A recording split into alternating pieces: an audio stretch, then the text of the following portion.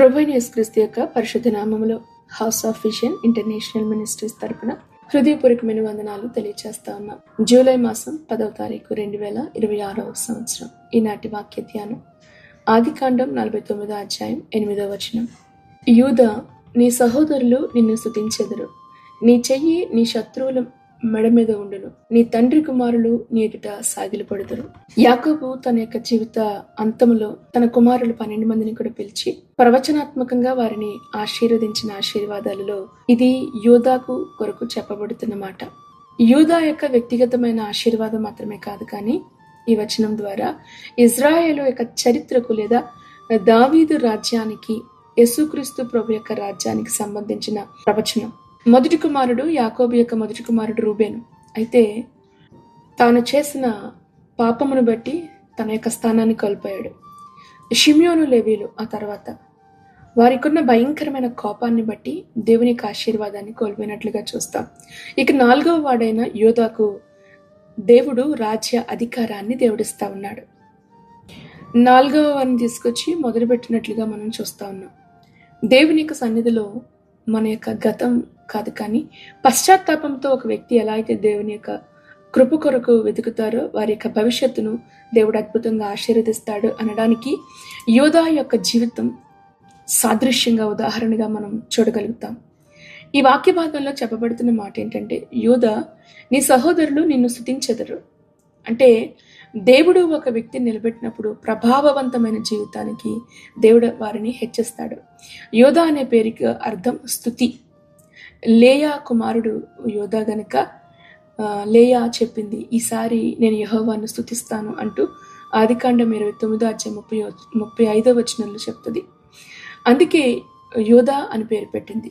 స్తుతి నుండి పుట్టిన వ్యక్తి లేదా స్తుతింపబడే వ్యక్తిగా మారాడు. చూసారా, స్తుతి నుండి పుట్టిన వ్యక్తి స్తుతింపబడే వ్యక్తిగా మారాడు. ఈ రోజున మీరు కూడా దేవుణ్ణి స్తుతించడం నేర్చుకోగలిగితే దేవుడు నిన్ను గౌరవిస్తాడు, ఆయన నిన్ను ఘనపరుస్తాడు. ఆయన సమూయేలు మొదటి గ్రంథం 2వ అధ్యాయం 30వ వచనంలో, నన్ను ఘనపరిచి వారిని నేను ఘనపరుస్తానంటాడు ఆయన. అవును, ప్రభువుని ఘనపరచడం ఎవరైతే నేర్చుకుంటారో వారి జీవితాలు ఉన్నతంగా దీవించబడతాయి. స్తుతించటం ఏ వ్యక్తికి అయితే అలవాటు అవుతుందో ఆ వ్యక్తిని దేవుడు ఉన్నతంగా పైకి లేవనెత్తి నిలబెట్టే దేవుడు ఆయన. స్తుతి చేసే కుటుంబంలో దేవుని యొక్క మహిమ కనబడుతుంది. ఏ సంఘం అయితే స్తుతించడానికి సంఘంగా ఉంటుందో ఆ సంఘాల ద్వారా దేవుడు అద్భుతమైన కార్యాలు ప్రభు జరిగిస్తాడు.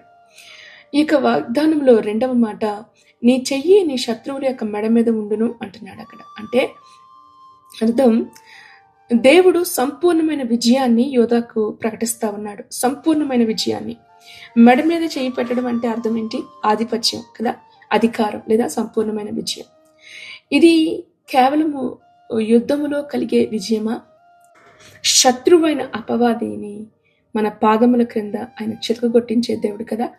పాపము పైన విజయం, అపవాది పైన విజయం, భయము పైన విజయం, శాపితమైన జీవితాల పైన విజయాన్ని దేవుడు అనుగ్రహించే దేవుడు ఆయన. కీర్తన గ్రంథం 110వ అధ్యాయం 1వ వచనం, నీ శత్రువులను నీకు పాదపీఠముగా నేను చేయ వరకు అంటాడు. అవును, దేవుడు తన ప్రజలకు శత్రువు పైన సంపూర్ణమైన విజయాన్ని అనుగ్రహించే దేవుడు ఆయన. లూకాసు వార్త 10వ అధ్యాయం 19వ వచనంలో, మీరు సర్పములను తేళ్లను త్రొక్కుటకు మీకు అధికారం ఇచ్చానంటాడు ఆయన కదా.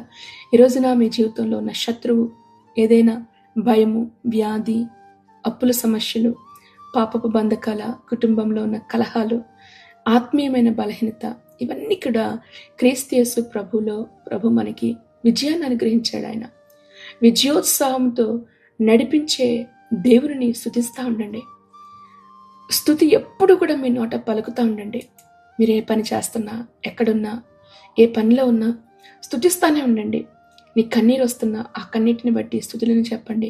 దేవుడు మీ యొక్క స్థితిని ఆయన మార్చే దేవుడై ఉన్నాడు. సంపూర్ణమైన విజయాన్ని దేవుడు అనుగ్రహించే దేవుడై ఉన్నాడు. మిమ్మల్ని ఎదిరిస్తున్న సర్పములు, తేళ్లను త్రొక్కే అధికారం దేవుడు ఇచ్చాడంటే అపవాది యొక్క బలమంతటి పైన కూడా దేవుడు మనకు శక్తిని అనుగ్రహించాడు. 3వ అంశము, నీ తండ్రి కుమారులు నీ ఎదుట సాగిలపడుదురు అంటున్నాడు. అంటే దేవుడు యోధాను నాయకత్వపు స్థానానికి తీసుకుని వెళ్తా ఉన్నాడు. ఇది రాజ్య అధికారానికి సంబంధించిన ప్రవచనాత్మకమైన ఆశీర్వాదం. దావీదు యోధా గోత్రం నుంచి వచ్చారు. యేసుక్రీస్తు ప్రభు యోధా గోత్రపు సింహంగా ఆయన వచ్చాడు. నీ తండ్రి కుమారులు నీ ఎదుట సాగిలపడదురు. ఎంత అద్భుతమైన వాగ్దానమో కదా. దేవుడు నాయకత్వపు స్థానానికి, ఉన్నతమైన స్థానానికి హెచ్చించేది మొదట నీ ఇంటిలోనే దేవుడు హెచ్చిస్తాడు. తోబుట్టిన వారి మధ్యన, కుటుంబీకుల మధ్యన దేవుడు నీ తలను ఎత్తే దేవుడు ఆయన. మిమ్మల్ని తలగా చేస్తానని వాగ్దానం చేశాడు కదా. దేవుడు మీ జీవితాలను కుటుంబంలో ఒక గొప్ప నాయకునిగా, సేవలో అద్భుతమైన చక్కటి మాదిరికరమైన నాయకత్వాన్ని అనుగ్రహించి సమాజంలో గొప్ప దేవునికి సాక్షులుగా నిలబెట్టడానికి దేవుడు మిమ్మల్ని నిలబెట్టే శక్తిని ప్రభు మీకు అనుగ్రహిస్తారు. ఎప్పుడో తెలుసా? స్తుతించడం నేర్చుకోండి. స్తుతి కొరకే ప్రభు మనల్ని పిలిచిన దేవుడు ఆయన. ఆయన మహిమ కొరకు ప్రభు మనల్ని బ్రతకడానికి ఈ జీవితాలు ప్రభు అనుగ్రహించాడు. యోధాను గురించి చెప్పబడిన ఈ యొక్క మాట యేసుక్రీస్తు ప్రభు వారిలో సంపూర్ణతను మనం చూస్తూ ఉంటాం. యోధా గోత్రపు సింహము యేసుక్రీస్తు ప్రభు, రాజ్యపు అధికారము యేసుక్రీస్తు ప్రభు, అంతిమ అధికారము ప్రభుదే. శత్రువుల పైన విజయాన్ని పొందుకున్న దేవుడు ఆయన. సిలువలో ప్రభు శ్రమ పడుతున్నప్పుడు లోకాధికారులు అనుకున్నారు, మేము సాధించాం విజయాన్ని అనుకున్నారు. కానీ పునరుద్ధానుడై ఆయన మరణమును యొక్క ముళ్ళును విరిచి సమాధిని గెలిచి తిరిగి లేచినప్పుడు శత్రువు యొక్క అధికారం అంతటిపైన కూడా ప్రభు విజయాన్ని సాధించిన దేవుడు ఆయన. ప్రతి మోకాలు ప్రభు నామమున వంగునట్లుగా చేసిన దేవుడు ఆయన కదా. ప్రతి విషయంలో కూడా యేసుక్రీస్తు ప్రభు ద్వారా మనకి విజయాన్ని అనుగ్రహిస్తున్నాడు కదా దేవుడు. కనుక ప్రభుకి కృతజ్ఞతలు చెప్పండి, స్తుతులు చెల్లించడం నేర్చుకోండి. ప్రతి విషయంలో కూడా యోధా జీవితంలో చూస్తే ఆరంభంలో ఎన్నో పొరపాట్లు జరిగినాయి. యోసేపును అమ్మివేయటంలో ఒక సలహా ఇచ్చాడు, కానీ యోసేపుని పోగొట్టుకోకుండా అక్కడ అడ్డుపడలేకపోయాడు. తామారు విషయంలో పొరపాటు జరిగింది. ఒక తెలియకుండా ఒక సంఘటనలో పడిపోయాడు. కానీ ఆ తర్వాత తెలుసుకున్న తర్వాత యోధా మారిపోయాడు. బెన్యామీను కోసం అడ్డుపడ్డాడు. వెళ్ళి నా యొక్క ప్రాణాన్ని నేను అడ్డుగా పెడుతున్నాను అంటాడు కదా. గనుక పశ్చాత్తాపము ఒక మనిషిని ఒక నాయకుడిగా మారుస్తుంది, ఒక ఉన్నతమైన వ్యక్తిగా మారుస్తుంది. ఈ రోజున ప్రభు ఎదుట పాపములను దాచుకునేవారుగా కాకుండా ఒప్పుకునేవారుగా ప్రభు మన సన్నిధిలో వాటిని ఒప్పుకుని విడిచిపెట్టండి. అప్పుడు కనికరం పొందుకుంటారు. కనుక యోధావలే పశ్చాత్తాపంతో ప్రభు సన్నిధిలో స్తుతించే వారిగా ఉన్నప్పుడు దేవుడు ఈ యొక్క 3 ఆశీర్వాదాలు కూడా దేవుడు మన జీవితాలు అనుగ్రహిస్తానని ప్రభు వాగ్దానం చేస్తా ఉన్నాడు. స్తుతి చేసే వారిని దేవుడు ఎప్పుడు కూడా వారి యొక్క స్థితిని ఆశీర్వదించే దేవుడు ఆయన. దేవునితో నడిచే వారికి దేవుడు శత్రువులపైన ప్రభు విజయం ఇస్తాడు ఆయన.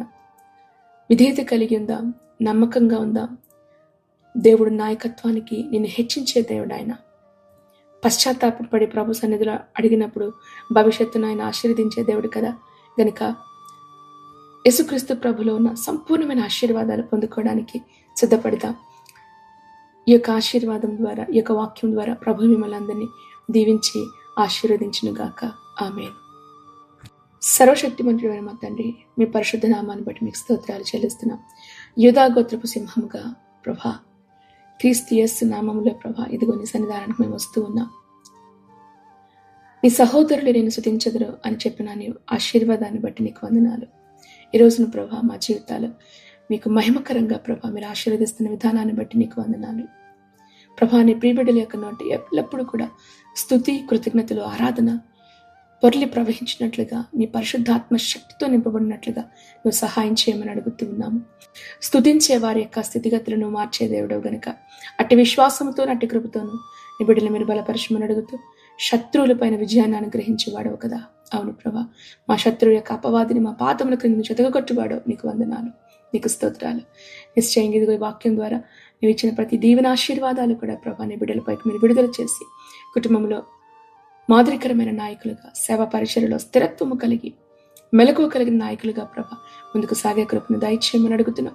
జీవితంలో ఎదురవుతున్న ప్రతి మార్పుల్లో కూడా దేవా సంపూర్ణమైన నిశ్చయిత కలిగి దేవా ఇదిగో నీ పైన ఆధారపడే కృపను నీ బిడ్డలకు మీరు దయచేయండి. నీకు వందనాలు చెల్లించుకుంటూ నిశ్చయంగా ప్రభా కుటుంబాలుగా నీ యొక్క మహిమ కొరకు, నీ రాజ్య వ్యాప్తి కొరకు నైనా నీ బిడ్డలందరినీ కూడా మీరు వాడుకోనండి, బలపరచమని అడుగుతున్నా. ఏ సమస్యల చేత నీ బిడ్డలు బాధపడుతూ ప్రభా ఇదిగో బాధించబడతా ఉన్నారు, ఆ పరిస్థితుల నుంచి మీరు విడుదల చేయండి. ప్రతి భయం ఆందోళన నుంచి విడుదల చేయండి. దేవానికి వందనాలు. బిడ్డల యొక్క భవిష్యత్తును ఆశీర్వదించండి. అనారోగ్య స్థితిగతులను ఎదుర్కొంటున్న కుటుంబాల కొరకు మేము ప్రార్థిస్తున్నాం. సంపూర్ణమైన ఆరోగ్యము విడుదలని బిడ్డలకు మీరు దయచేయండి.